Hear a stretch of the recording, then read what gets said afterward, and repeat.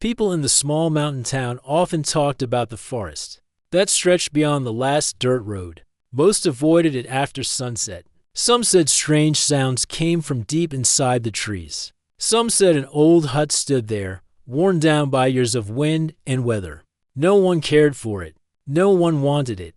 But one young man named Amir saw something different. Amir loved long walks. He liked quiet places more than noisy ones. After years of living in a crowded city, he moved to the town for a simple life. He worked part-time in a small shop and spent most of his free hours exploring the hills and the long forest trails. He was friendly, but he did not talk much. Many townspeople found him strange because he chose peace over gatherings. One morning, while walking along a narrow path, Amir noticed a wooden sign half buried in leaves. It said "Old Hut for Sale." A faded phone number was scratched into the board. Amir felt curious. Who would sell an old hut deep inside the trees? He followed the path until he reached a clearing, where he saw it. The hut looked worn, with cracked windows and a roof that leaned slightly on one side. It looked forgotten. Amir walked around it slowly. The wood was old but strong. The front door was crooked, but it stood firm. The place felt peaceful. He imagined using it as a resting point during long hikes. He imagined repairing it little by little. He imagined waking up to birds and fresh air. The idea made him smile. Later that day, he called the number. An elderly man answered with a slow voice. He said he no longer visited the hut and wanted someone to take it. The price was very low, almost nothing. Amir agreed to meet. They met the next morning in the town square. The old man handed over a simple paper that confirmed the sale. When Amir asked why the price was so low, the old man only said he was too tired to care for remote places. When people in town heard Amir had bought the hut, they laughed at him. They joked that he had wasted his savings. They said the hut had no value. Some said it would collapse before winter. Others said it was haunted. Some of the local hikers made fun of him openly. They called him the quiet boy who bought broken wood. Amir heard everything, but he stayed calm. He liked what he liked, and he trusted his own choices. The next morning he packed tools, fresh food, a water bottle, and a small notebook. He planned to clean the hut and make a list of repairs. He walked deep into the woods, following familiar paths until he reached the clearing. As he approached, the sunlight fell across the roof in a warm pattern. The place looked quiet and still. Amir felt a slow excitement. Inside the hut was dust, fallen leaves, and old tools. A small table lay in the corner, covered with a thin cloth. The air smelled old but not bad. Light came through cracks in the walls. Amir opened the windows to let fresh air inside. He swept the floor, dusted the shelves, and placed his things neatly on the table. The work felt peaceful. He found an old metal box under the bed frame. The lock was broken. Inside were nails, rusty screws, and a few wooden carvings shaped like tiny animals. Someone had once cared for such small details. Amir placed them on the shelf. He liked how simple they looked. By noon he felt hungry, so he stepped outside to eat.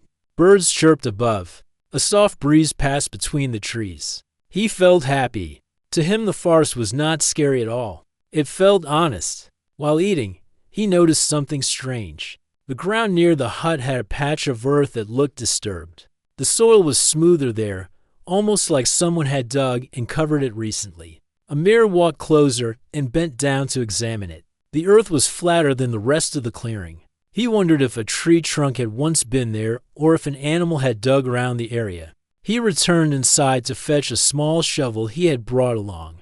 He decided to remove the top layer of soil to see why it looked different. As he dug, he expected roots or rocks, but the soil came up light and loose. He dug a bit more and then hit something hard. He brushed the dirt aside carefully. A wooden plank lay beneath the ground, old but still intact. It was not part of the hut. It was separate and placed horizontally. Amir cleared more soil and found the plank covered a square opening. It looked like a hidden hatch. His heart beat faster. He wondered who had placed it there. He looked around the forest. Nothing moved except leaves.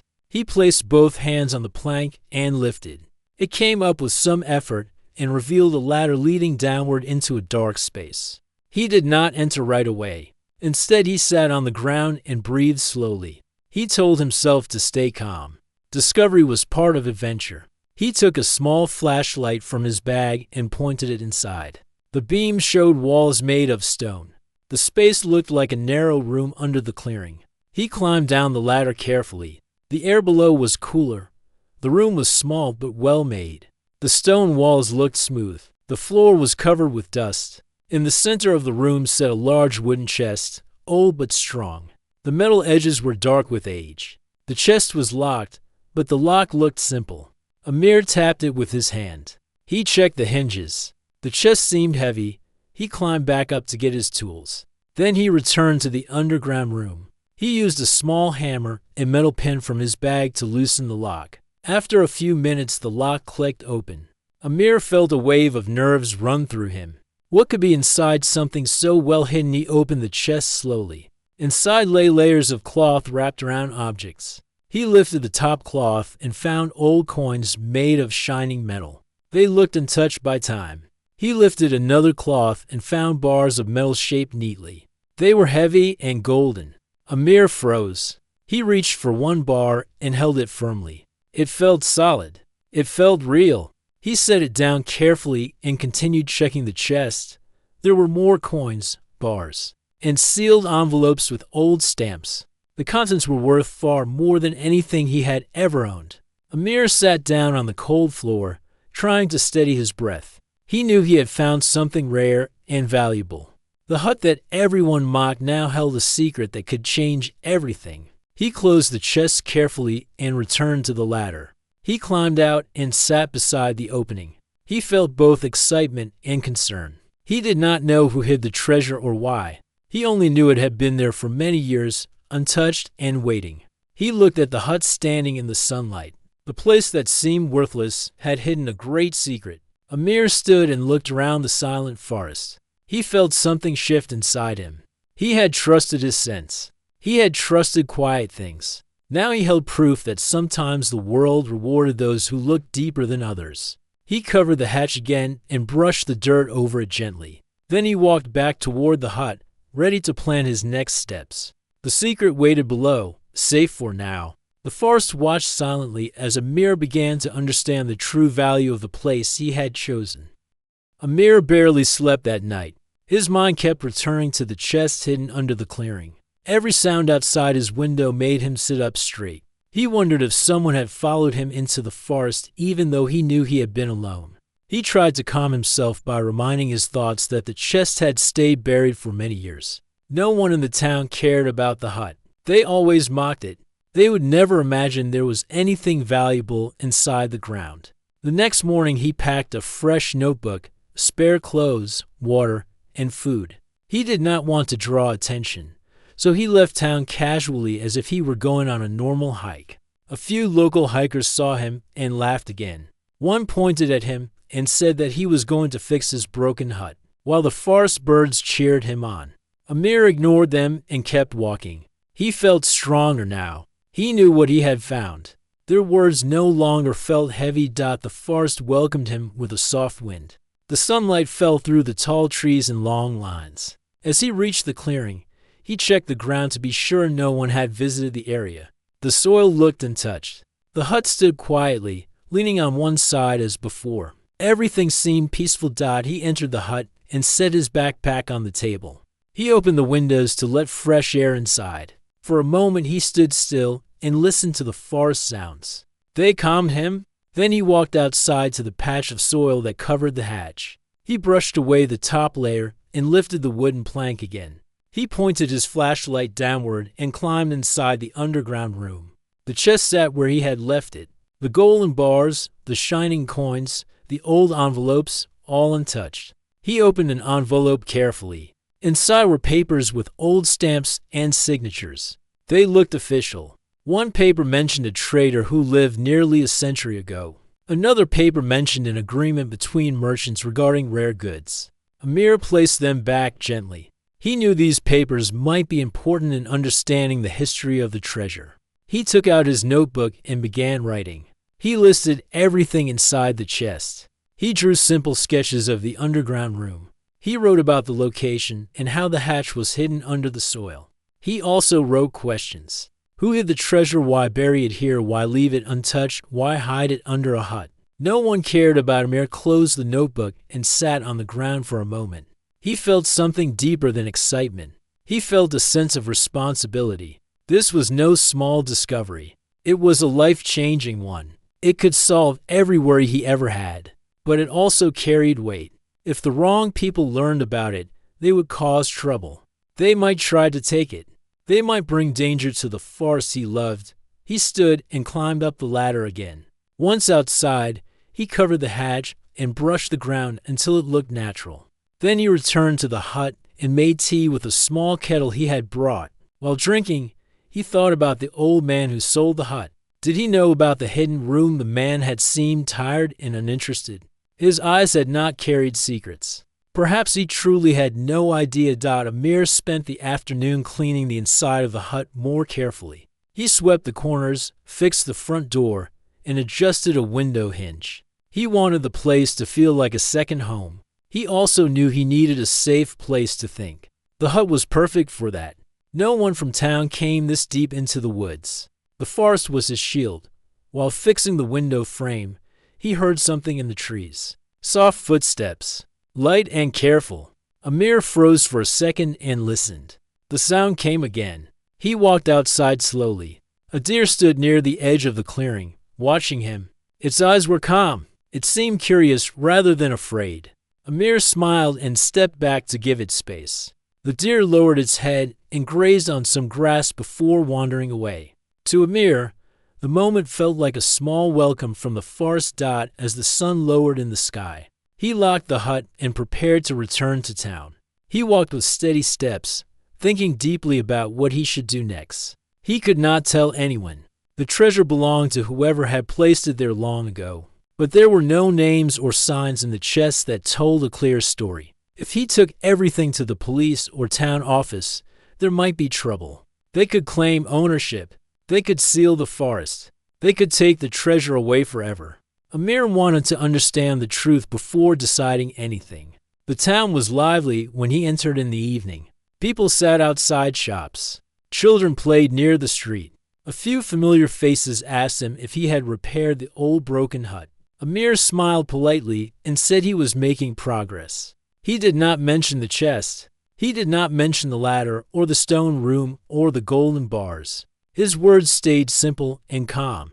When he reached his small home, Amir made a light dinner and sat at his desk. He opened his notebook and drew the chest again. He sketched the golden bars and coins with careful lines. He wrote down the date of his discovery. He wrote that the forest had kept the secret safe for years. He also wrote two important thoughts. The first was that he needed to study the old papers in the chest to understand their meaning. The second was that he needed to repair the hut slowly and quietly so no one would grow curious. Days passed this way. Amir visited the hut every morning. Sometimes he brought tools. Sometimes he brought food or supplies. He worked on repairing the roof and strengthening the walls. The hut slowly changed from a broken structure to a warm shelter. At the same time, he kept studying the papers in the underground room. One document mentioned a trader who traveled between distant regions carrying gold and precious items. Another document hinted that the trader feared losing everything to thieves. A small note, written in fading ink, said that the safest place to hide something valuable was where no one would ever look. Amir wondered if the trader had built the underground room. Maybe the hut was placed above it later. Or maybe the trader himself used the hut to guard the treasure. Amir tried to imagine the man living long ago, trying to protect his wealth from danger. He felt respect for the effort the trader had taken. One afternoon, while Amir was repairing the side wall of the hut, he heard voices in the forest. He stepped back quietly and watched through the trees. A group of hikers had entered the woods. They walked slowly, laughing among themselves. Amir recognized them from town. They were the same people who often mocked his choice to buy the hut. They looked around but did not enter the clearing. Amir waited until they moved far away before returning to his work. This moment reminded him that he had to stay careful. If anyone ever saw the underground room, everything would change. He knew some people in town liked to snoop out of simple curiosity. He also knew they enjoyed gossip. If even one rumor started, it would spread fast. As evening came, Amir covered the hatch thoughtfully. He looked at the trees around him. They stood tall and silent, like guardians. Then he walked back into the hut and lit a lantern. Shadows danced across the wooden floor as the flame flickered gently. Amir felt grateful. The hut had become a quiet world of its own. Before leaving for the day, he sat at the small table and thought about the treasure. What would he do with it? When would he reveal it? Should he ever reveal it? Or should he keep it hidden forever? These questions weighed on him. But he knew he needed more time. He stepped outside and locked the door. The forest darkened slowly as he made his way back to town. Behind him, the hut rested calmly under the tall trees. Below the soil, the chest waited, untouched and safe, carrying the secret that would soon shape Amir's future in ways he could not yet imagine. Amir woke up early the next morning with a clear goal. He wanted to understand the old papers in the chest better. They might help him decide what to do with the treasure. He packed his notebook, a small breakfast, and a few tools. Then he left quietly for the forest. The town was still half asleep. Mist covered the streets, and the early air felt cool on his face. When he reached the forest entrance, the sky turned golden as the sun rose higher. Birds filled the air with soft calls. Amir walked deeper into the trees, following familiar paths. He moved with steady steps. Each day he visited the hut, he felt more connected to the quiet life the forest offered. He liked how the world became simple when leaves rustled and branches swayed above him. Soon he reached the clearing. The hut stood calm in the morning light. The ground looked undisturbed. No footprints. No signs of visitors. Amir relaxed and walked inside. He opened the windows to let the sun warm the dusty air. Then he walked back outside and uncovered the hidden hatch. He climbed down the ladder and reached the underground room. The chest was exactly where it belonged. He lifted the lid and took out a small envelope that contained a faded letter. The handwriting was neat but old. Parts of it were hard to read. With patience, Amir copied the words into his notebook. The letter spoke of long journeys and dangerous trading routes. It spoke of storms, long nights at sea, and a promise to hide something important in a safe place far from trouble. One line stayed in Amir's mind. It said that danger can follow gold into any corner of the world unless the world itself forgets where the gold sleeps.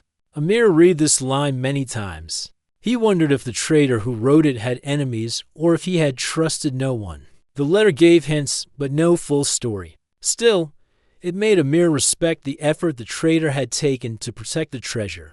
When Amir climbed back up and stepped into the clearing, he noticed the forest was unusually quiet. No birds chirped. No leaves moved. He turned slowly and looked around. Nothing seemed wrong, but the silence felt strange. He waited for a few moments until the wind returned and the branches shook gently again. Only then he relaxed. The forest had its moods. He knew that Amir spent the next hour fixing the back wall of the hut. He replaced a broken plank and checked the nails along the edges. As he worked, he hummed softly. The hut was changing slowly, becoming stronger and warmer. It felt right. But as he hammered a nail, he heard a distant sound. It was faint but clear. Laughter. Male voices. Hikers again. Amir stepped away from the hut and moved behind a tree. He waited. After a moment, he saw 3 people walking between the trees. They looked around with interest, talking about the deep forest and how they had heard someone was repairing an old hut inside it. Amir held his breath. The 3 hikers looked around the clearing but stopped when they saw the hut. One of them pointed at it and laughed. Another said he wanted to see if it would collapse if someone leaned on it. The 3rd man moved closer. Amir waited patiently. After a minute, the hikers grew bored and walked away. Their voices faded as they left the clearing. Amir stepped out from behind the tree. His heart beat faster. He had known that people might wander near the hut, but he had not expected it to happen so soon. He needed to be even more careful. If anyone saw the hatch, everything would be ruined. He walked inside the hut and sat at the small table. He thought calmly. The solution was simple. He needed to make the ground above the hatch look completely natural. No smooth soil, No fresh marks. He also needed to add plants around it so the area blended with the rest of the clearing. He gathered some fallen branches and dry leaves. He sprinkled them across the area around the hatch, making the ground look old and untouched. He placed a few small bushes nearby to make the clearing look fuller. When he stepped back, no one would have guessed the hatch lay beneath the soil. Once he felt satisfied with the camouflage, he returned to the hut. He took out his notebook and made a detailed plan. The first part was to secure the hut. The second was to understand the history of the treasure. The third was to decide what to do with everything he had found. He knew the choices were not simple. That evening he returned to town. The streets were busy again. People stood outside their homes, talking and laughing. At the small shop where he worked, the owner called out to him. She asked if he was enjoying his forest house. A few customers laughed softly. Amir smiled politely and said he liked the quiet. One man shook his head and said he had wasted money on a pile of wood that would collapse before winter. Amir stayed calm. He did not defend himself. He did not talk about the chest or the underground room. He kept his mind steady. Their words no longer bothered him. They did not know his truth. After work, Amir walked to the library. It was a small building filled with old books. He searched for information about traders from past decades. He found a few books describing trade routes, gold transport, and the risks traders faced. Many stories mention that wealthy traders often hid their gold during dangerous times. Some hid it in caves. Some buried it at secret locations. Some trusted no one. Amir found nothing that mentioned a hut in a forest, but he felt certain the trader from the documents had chosen the spot carefully. The forest was deep. The town was small. The hut was humble and forgettable. The hiding place was perfect.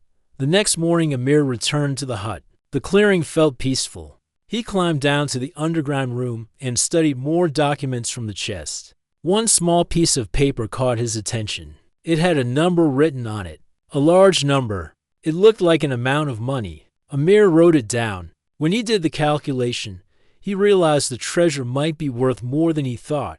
Much more. Nearly 4 million in value if the gold bars matched the number. He sat down on the ground and let the thought settle. 4 million. It was a life-changing amount. He could buy anything he wanted. He could travel anywhere. He could live without worry for the rest of his life. But he did not feel greedy. Instead, he felt the heavy responsibility growing stronger. He climbed back up and looked at the trees around the clearing. He spoke quietly as if the forest could hear him. He said he would not rush. He said he would protect the secret until he understood the right path. The forest answered with soft wind moving through the leaves. Amir felt calm again. As he worked on the hut that afternoon, he noticed something new. Footprints. Fresh footprints near the trail that led to the clearing. They were not his. Someone had walked near the clearing early in the morning. Someone was becoming curious. Amir felt a chill. He knew the next days would test him. The forest hid his secret, but the world outside was beginning to whisper. The treasure was no longer just a secret. It was a story pulling people closer. Amir woke before dawn. He sensed something was different, even before he opened his eyes. A strange feeling hung in the air, almost like a quiet warning. After washing his face with cold water, he packed his usual supplies. But this time he also added a small rope, extra cloth, and a simple lock. He did not know why he felt uneasy, but he trusted the feeling. The forest had taught him to listen to quiet signals. When he stepped outside and began walking toward the woods, the streets were empty. A few soft lights glowed inside nearby homes. The sky was a pale gray, waiting for sunrise. Amir walked fast and steady. He did not want to meet anyone. He wanted to reach the hut before the day became busy. His thoughts circled the fresh footprints he had seen the day before. Someone had walked close to the clearing. Someone had been curious. He entered the forest and felt the air shift around him. The trees felt heavy with early morning moisture. Dew covered the leaves. The path under his feet was soft. As he moved deeper into the woods, he checked the ground carefully for new footprints. For a long time he found nothing. But near a bend in the trail, he saw a small broken branch. It pointed in the same direction as the clearing. He crouched to study it. It looked recent. Amir moved faster. When he stepped into the clearing, his chest tightened. The soil near the hut looked disturbed. Not the ground above the hatch, but the area around the side of the hut. Someone had walked there. Someone had stood near the window. Amir walked slowly, checking every corner of the clearing. The hut door was still closed. The windows were still in place. Nothing looked broken, but something felt wrong. Amir unlocked the door and stepped inside. The air felt different, warmer. He looked around carefully. Someone had touched the table.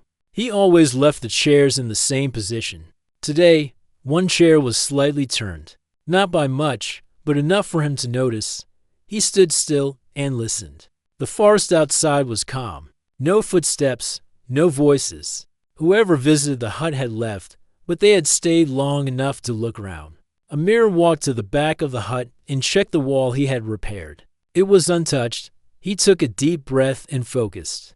The chest was still safe underground. No one had found the hatch, but someone had started to pay attention. He needed to act carefully. He stepped outside and slowly walked toward the disguised hatch. He knelt down and checked the soil. No disturbances. No signs of digging. The forest floor was still smooth and natural. Amir felt relieved. He brushed aside a few leaves, lifted the hidden plank, and climbed down into the underground room. The chest was untouched. The golden bars were exactly where he left them. The envelopes and papers lay neatly inside. He checked everything twice, then closed the chest again. He sat on the cool stone floor and tried to think clearly. Someone came into the hut. That person had looked around. Maybe they were curious. Maybe they had heard gossip about his repairs. Maybe they had simply wandered too far. But if they returned, they might explore again.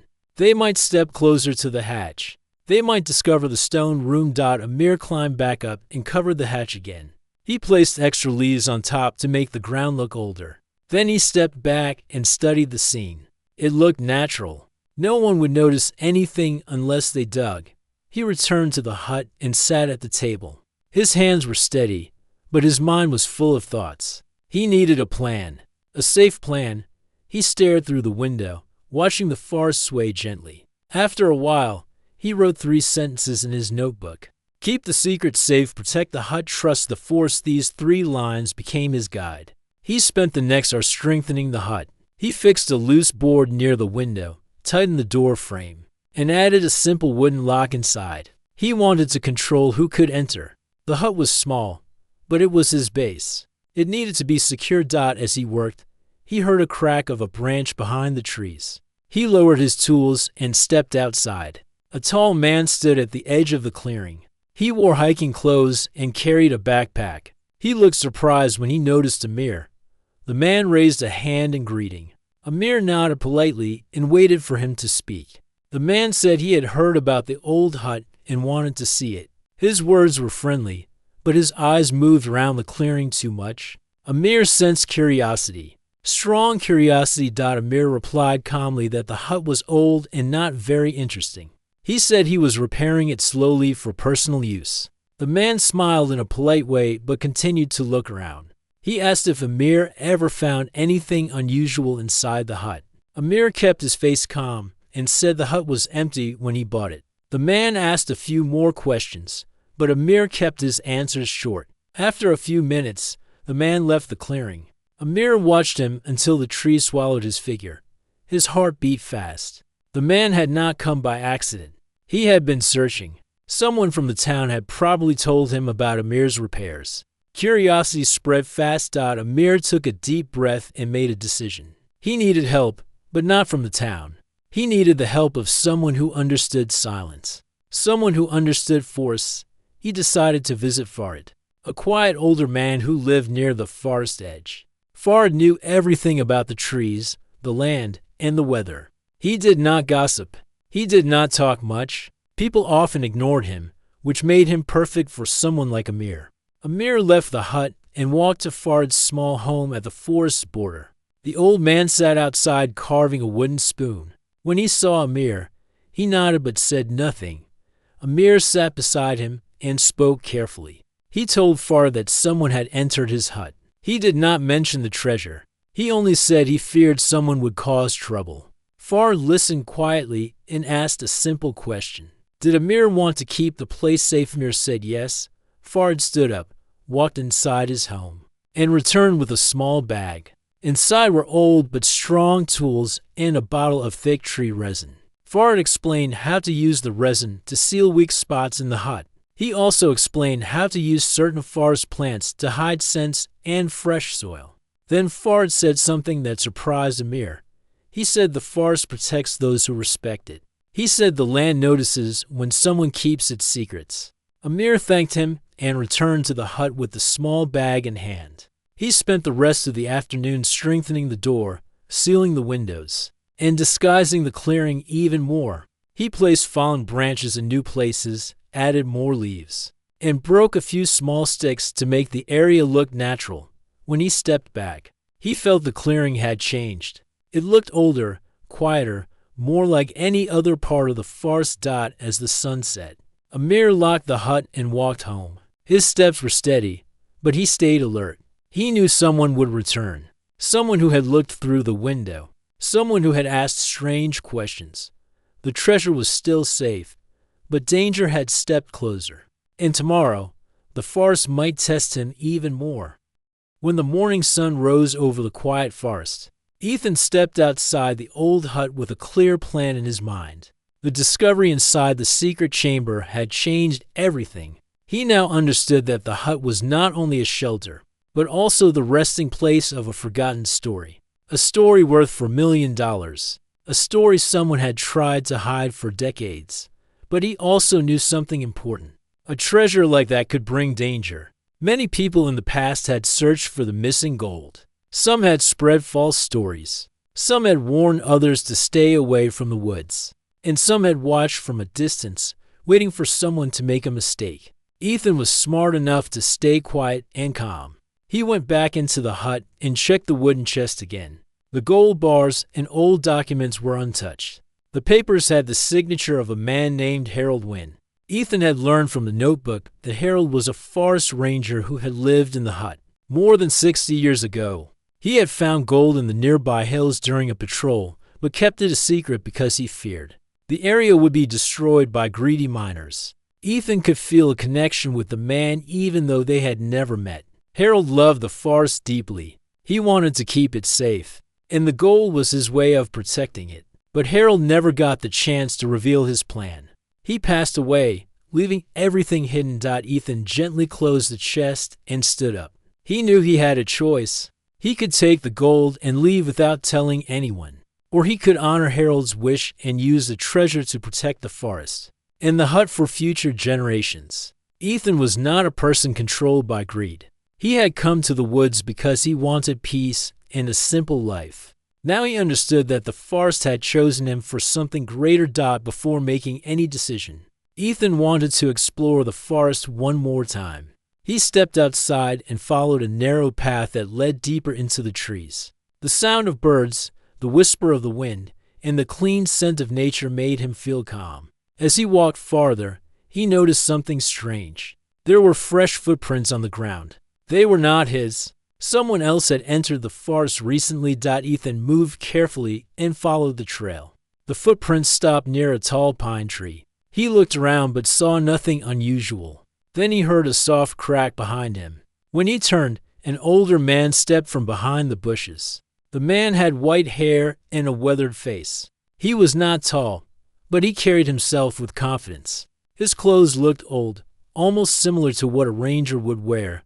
"You must be Ethan," the man said in a calm voice. Ethan stayed alert. "Yes. Who are you?" "My name is Raymond Wynn," the man replied. "Harold Wynn was my father." Ethan felt a small shock. This was the man Harold mentioned in the notebook, the son who disappeared years ago. The man everyone believed was lost in another country. Raymond looked at the forest with gentle eyes. "I heard someone bought the hut," he said. "I came to see it one last time. I did not know you would uncover my father's secret so quickly." Ethan did not deny anything. He knew the truth would come out sooner or later.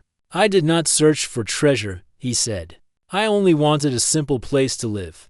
But the floor was strange, so I checked." Raymond smiled softly. My father wanted someone with an honest heart to find it. He left a note for you, I think. Ethan explained everything he had read in the notebook. Raymond listened with great attention. When Ethan finished, the older man let out a long breath. My father was a quiet man, Raymond said. He found the gold by accident. He trusted no one to protect the forest after him. That is why he hid everything. I left the country when I was young, and I could not return until now. Life kept me busy, but I never forgot the woods. Ethan offered Raymond a place to sit on a fallen log. The two men talked for a long time. Raymond shared memories of his father. He explained how Harold spent his life taking care of the forest, repairing the hut, and guiding hikers. Harold believed the woods were alive and needed respect. Ethan listened with deep interest. The forest had also changed him in a short time.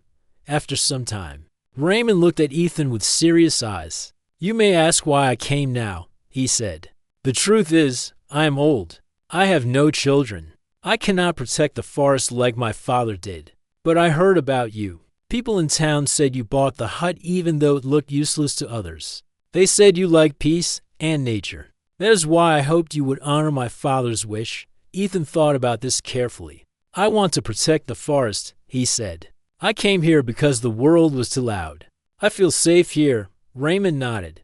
Then the gold is in the right hands. Ethan was surprised. You do not want it, Raymond shook his head. I want the forest to stay safe. That is more important than money. My father would say the same. The two men returned to the hut together. Raymond looked at the walls and touched the old wooden beams. He whispered something softly, almost like a goodbye. Then Ethan opened the chest and showed him the gold. Raymond did not touch it. He only looked at it with a respectful expression. You should use it wisely, Raymond said. Create something that will keep this place alive even after we are gone. Ethan had been thinking the same thing. The treasure was not only money, it was a responsibility, a chance to honor a man who had protected the forest with his life, a chance to save the woods from careless hands.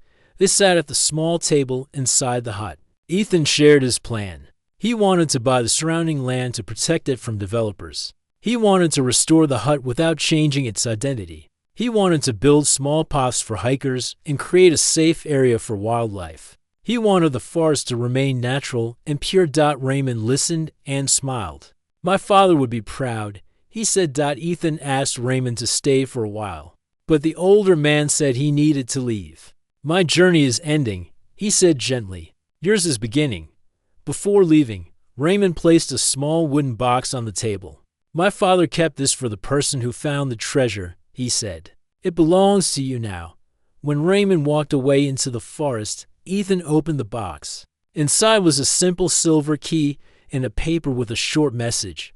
Protect what protects you. Ethan closed his eyes for a moment. The message touched his heart. He understood its meaning.